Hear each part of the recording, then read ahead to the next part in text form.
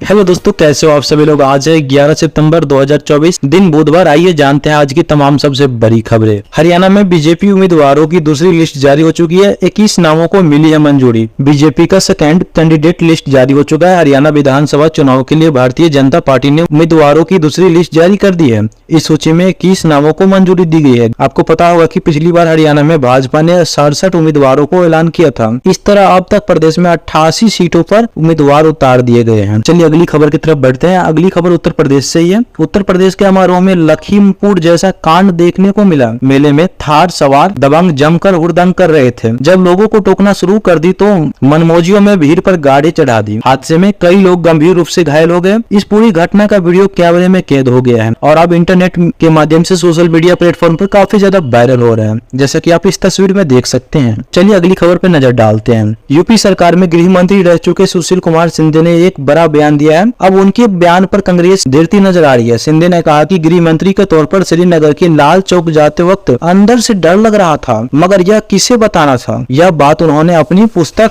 राजनीति के 5 दशक के विमोचन के असर पर दिल्ली में कही थी। चलिए अगली खबर देखते हैं। शशि थरूर को सुप्रीम कोर्ट से बड़ी राहत मिली है। थरूर के खिलाफ निचली अदालत में अवमानना की कार्रवाई पर सुप्रीम कोर्ट ने अंतरिम रोक लगाई है। थरूर ने दिल्ली हाई कोर्ट के उस आदेश के खिलाफ शीर्ष अदालत का रुख किया था जिसमें 29 अगस्त को उनके खिलाफ मानहानि की कार्रवाई को रद्द करने से इनकार कर दिया गया था, जिसपे शशि थरूर को सुप्रीम कोर्ट से बड़ी राहत मिल चुकी है। आइए अगली खबर देखते हैं। मुसलमानों को भड़का रहा भगोड़ा, किरेन रिजिजू ने दिया करारा जवाब।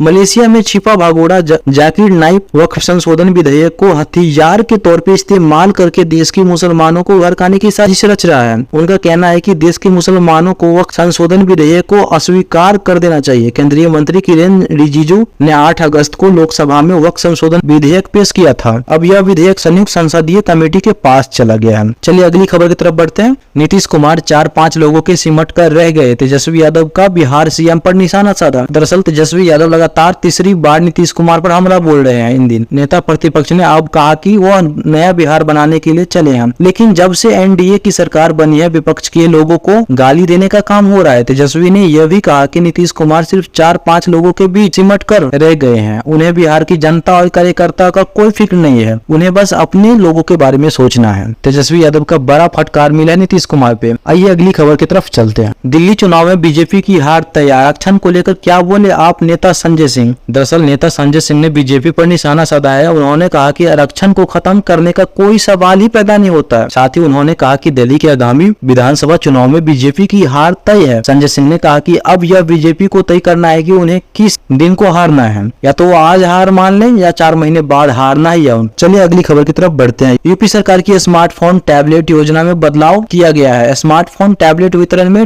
डुप्लीकेसी रोकने के लिए शासन ने ई-केवाईसी कराना अनिवार्य कर दिया है। विद्यार्थियों का आधार प्रमाणीकरण डीजी शक्ति पोर्टल पर होगा। अब तक कुल 67,818 विद्यार्थियों ने डाटा अपलोड कर दिया, जिसमें से 24,136 को स्मार्टफोन और 4,334 को टैबलेट दिया जा चुका है। चलिए अगली खबर पे नजर डालते हैं। अगली खबर बॉलीवुड के दबंग खान सलमान खान को लेकर है। भाईजान की कोई भी मूवी हो फैंस उन्हें जमकर सपोर्ट करते हैं। इसी बीच सलमान खान काफी चर्चे में चल रहे सिकंदर को लेकर। आपको पता होगा सिकंदर में रश्मिका मंदाना के साथ सलमान खान दिखेंगे। अब तक एक एक्ट्रेस की एंट्री को लेकर खबर आई है। उम्मीद है कि बहुत ही जल्द सिकंदर रिलीज होगी। जी हाँ, गोलीबारी को लेकर एक बड़ी खबर आ चुकी है। भागलपुर में बीजेपी नेता पर बम गोली से हमला हुआ है। सिर पर तलवार से ताबड़तोड़ वार, इलाके में फैली दहशत। दरअसल भागलपुर में भाजपा नेता शशि मोदी पर सोमवार शाम बम और गोली से हमला किया गया। इसके बाद तलवार से सिर पर भी प्रहार किया गया। यह घटना महादेव तालाब में गणेश प्रतिमा विसर्जन के दौरान हुई। अपराधियों ने कई राउंड फायरिंग की और बम भी फोड़े। शशि मोदी को गंभीर हालात से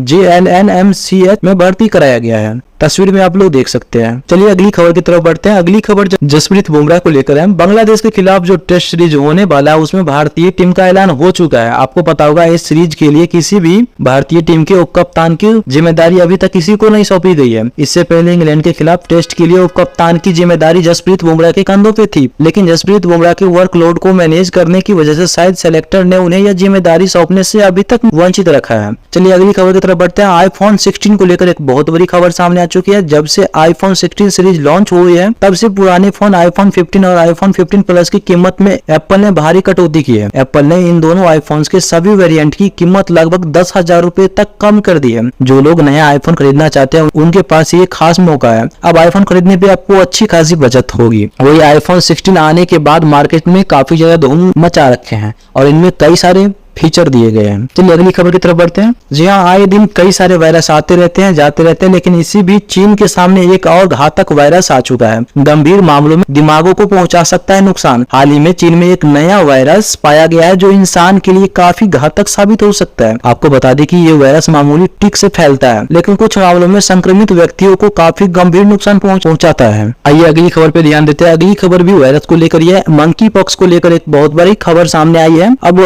इंडिया में आने वाले फ्लाइट से जितने भी लोग होंगे जो कि अदर कंट्री से इंडिया में आते हैं उन सभी के लिए आइसोलेशन का व्यवस्था होगा और एयरपोर्ट पे ही काफी जांच पड़ताल होगी, क्योंकि मंकी पॉक्स का काफी ज्यादा संक्रमण केस आ चुका है सामने। आज की वीडियो में बस इतना ही। अगर आप लोग को वीडियो थोड़ा सा भी पसंद आए तो प्लीज इस वीडियो को लाइक और चैनल को सब्सक्राइब करके बेल नोटिफिकेशन कॉल पे सेट कर लीजिए।